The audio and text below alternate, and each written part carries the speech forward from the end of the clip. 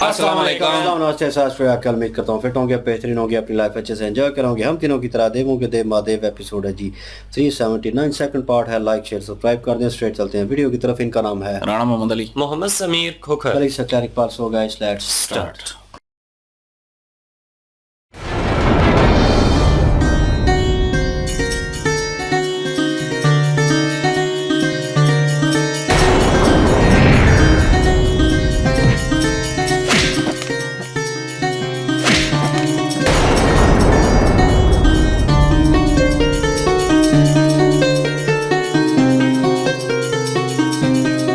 एक ही अकेला जलंधर कम था, जब ये दूसरा वृत्रासुर आतुर है प्रतिशोध के लिए।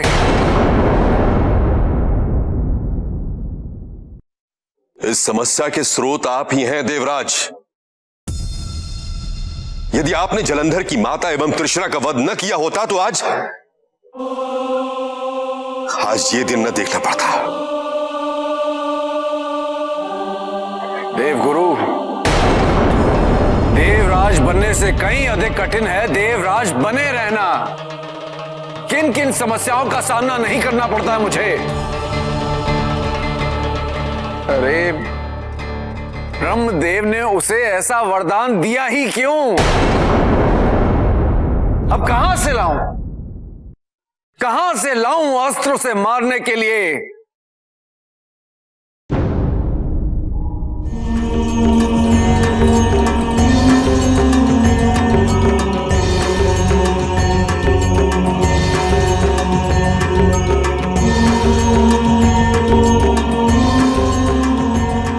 किंतु गुरुजी, हमें तो लगा था कि हमें इस पर्वत से एकाकार होना पड़ेगा।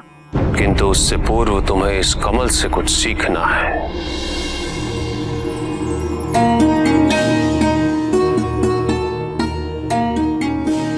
कमल से हम क्या सीख सकते हैं गुरुजी? विपरीत परिस्थितियों से भी ऊर्जा प्राप्त करके, किंतु उनसे प्रभावित ना होते हुए भी अपने आप को समृद्ध करना, संचालित करना और ऊर्ध्व की ओर उठना। अनेक पंखुड़ियों से युक्त होकर एकात्मता। कमल से सीखने को तो बहुत कुछ है कन्या, किंतु निर्भर करता है कि तुम क्या क्या सीखने योग्य हो।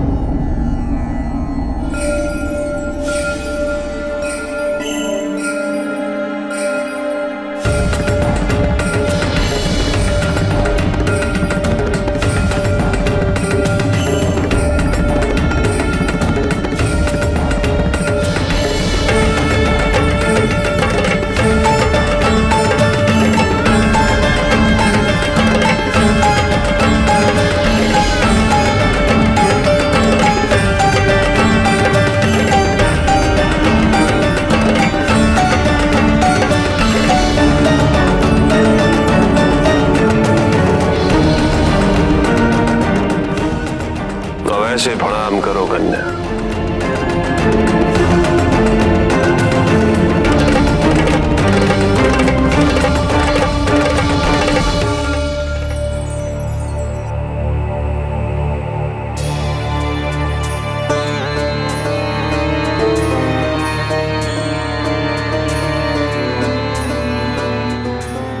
नेत्र बंद करो कन्या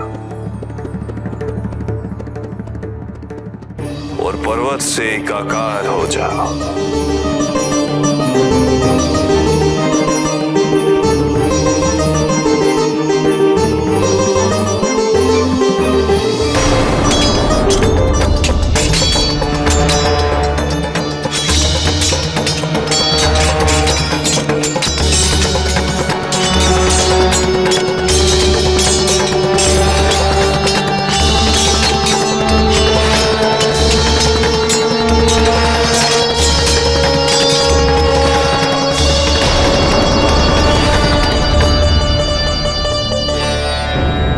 हत्या करने में एक क्षण का भी संकोच नहीं करेंगे।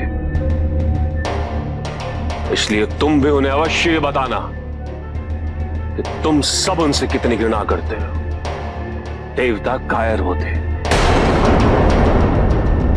उनसे युद्ध करते समय सामने से होने वाले आक्रमण से अधिक पीछे से होने वाले आक्रमण के प्रति सचेत रहना होगा।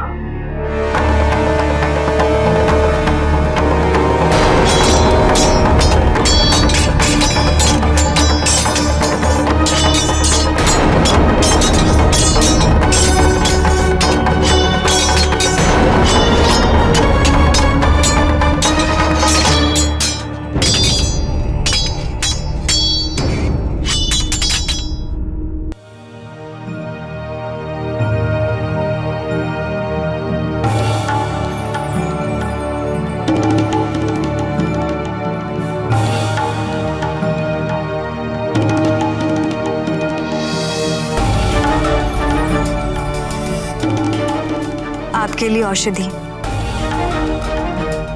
वैद्य का सबसे बड़ा धर्म है, अपने रोगी का उपचार। भले ही वो उस रोगी के विचारों से सहमत ना हो, यह असुरों के प्रति मेरा दायित्व है कि युद्ध शुरू होने से पहले उनके राजा संपूर्ण रूप से स्वस्थ हो जाए। धर्म, असुरों के प्रति दायित्व, ये बातें उनके मुख पर शोभा नहीं देती जो स्वयं देवताओं की पूजा करते आ रहे हैं। तुम्हारी इन बातों से वही प्रभावित होंगे जो तुम्हारे सत्य से अनभिज्ञ हो। तुम्हारा यहां आना मेरा और मेरी सेना का अपमान है। विश्वासघात है यह हमारे साथ। जाओ जाके अपने देवताओं की पूजा करो, क्योंकि कुछ समय के पश्चात ना ही तुम्हारे ये देवता रहेंगे और ना ही इनकी ये मूर्तियां। पिताजी कहते हैं किसी से इतना भी घृणा ना करें कि स्वयं आप उनके जैसे ही बन जाएं। यदि आपको मेरे विचार से इतनी ही आपत्ति है तो आप देवताओं से भिन्न कैसे?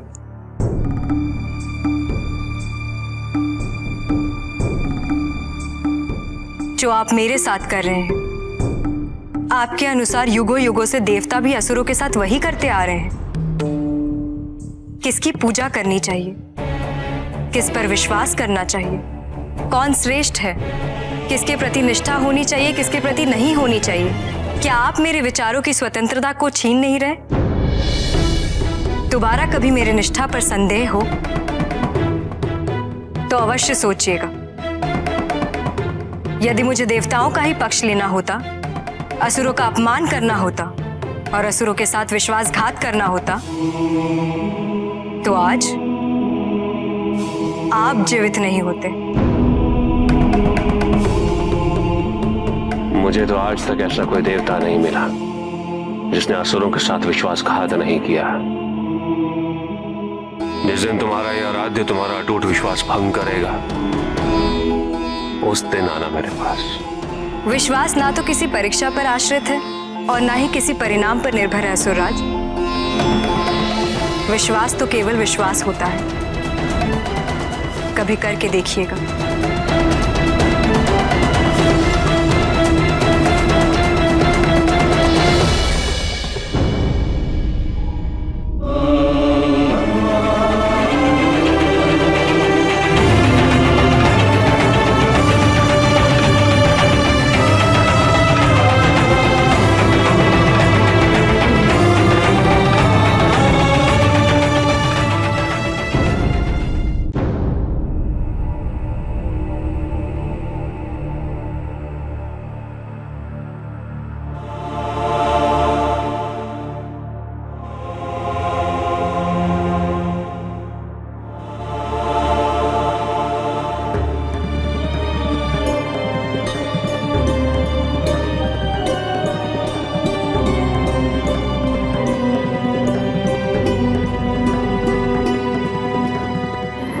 इसे भी ले जाओ।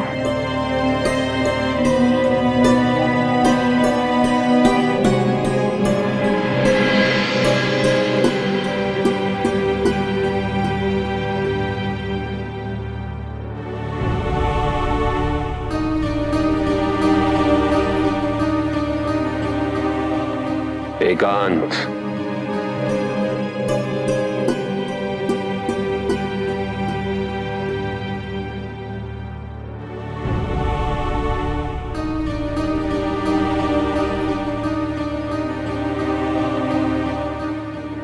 विवाह, परिवार की स्थापना, परिश्रम, प्रत्येक कार्य के लिए एक आयु तक पहुंचना अनिवार्य होता है, किंतु अपनी मां की हत्या देखने के लिए कोई भी आयु उपयुक्त नहीं होती। और मैं तो केवल 8 वर्ष का बालक था। मुझे तो अभी अपनी मां के वात्सल्य की अनुभूति भी पूर्ण रूप से नहीं हुई थी।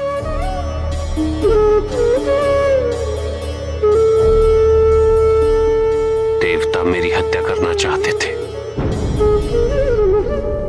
किंतु मुझे नहीं मार सके तो मेरी निर्दोष मां की हत्या करती। उन देवताओं की क्रूरता को दंडित करने का समय आ गया है। इसीलिए मैं कल युद्ध की घोषणा करने वाला हूं। मैं चाहता हूं कि जब मैं असुरों की सेना का नेतृत्व करूं तो तुम मेरे पास हो।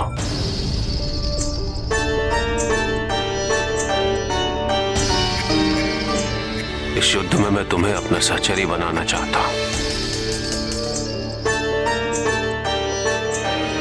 मैं तुम्हारी प्रतीक्षा करूंगा।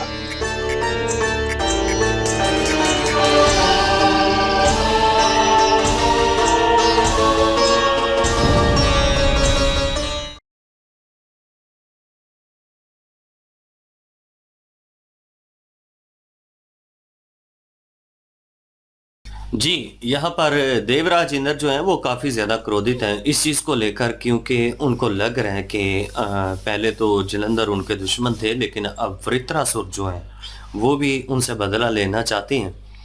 तो यहाँ पे वो देख रहे हैं कि पहले जलंधर ही काफ़ी थे, अब वृत्रासुर भी साथ आ गए हैं मुझसे प्रतिशोध लेने के लिए। ब्रह्मादेव जी जो हैं उनको दोष दे रहे हैं और कह रहे हैं कि ब्रह्मादेव जो हैं उन्होंने वृत्रासुर को जो है वरदान दिया ही क्यों, उन्हें वरदान देना ही नहीं चाहिए था।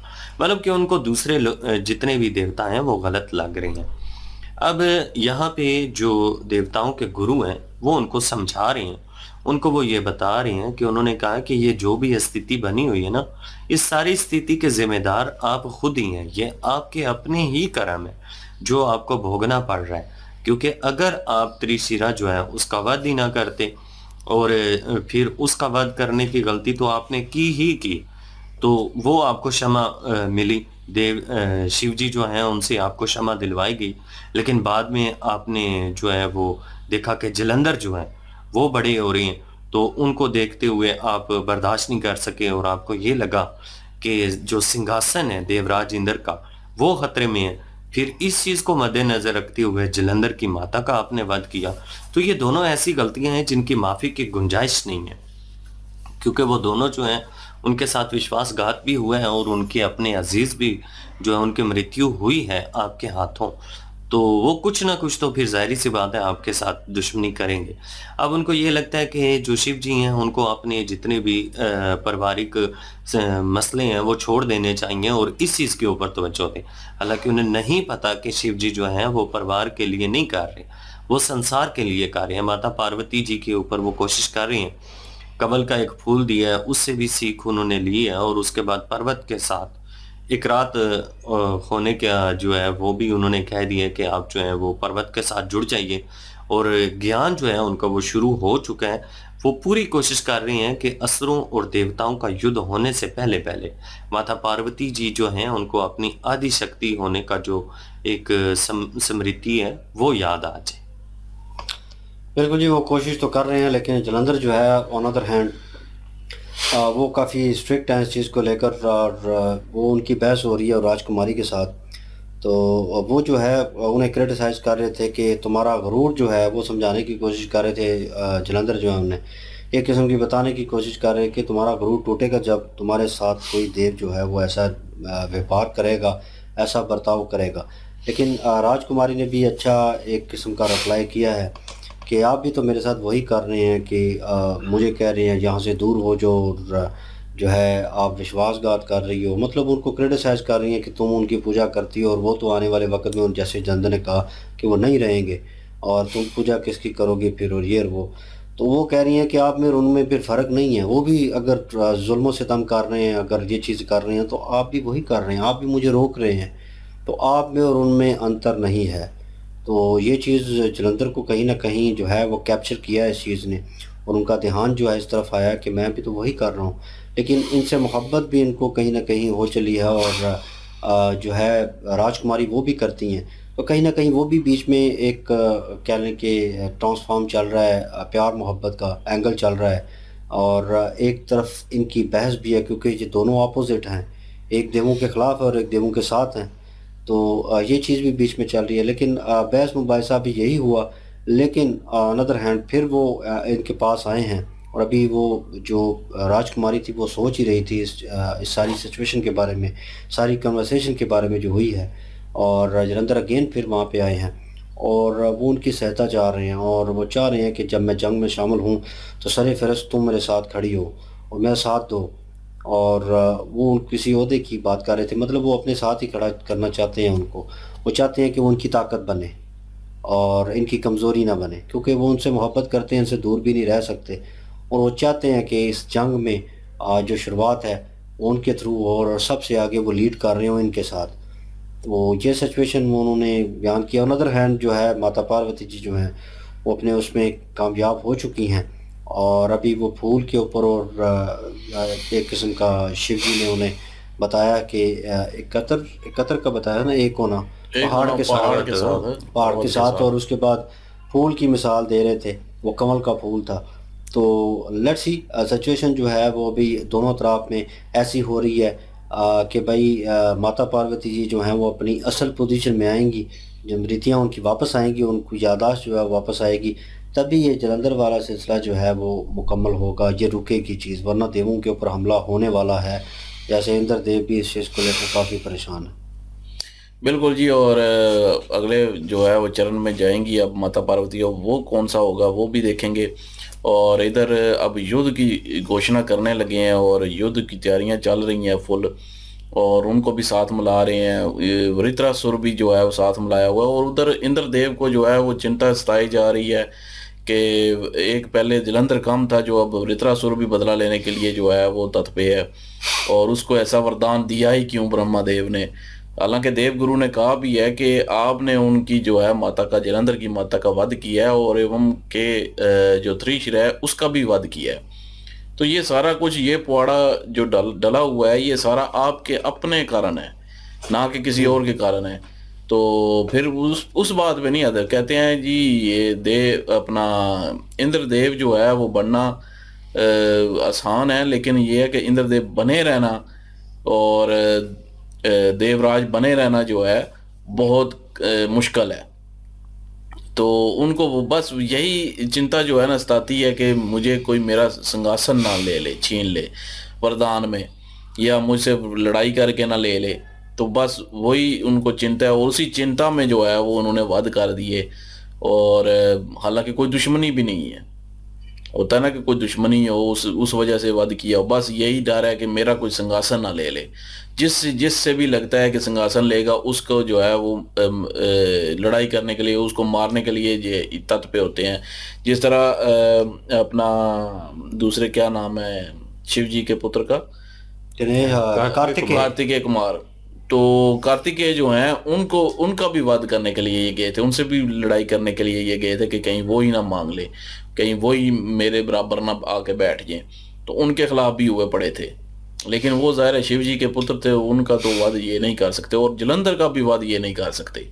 जलंधर का भी वध जो है वो माता पार्वती और मेरे ख्याल में शिव जी ही करेंगे। और लेकिन ये है कि इसको मतलब डर है अभी काफ़ी सारा कि वो युद्ध करने के लिए आ रहे हैं, और जलंधर काफ़ी ताकतवर है सब देवताओं से।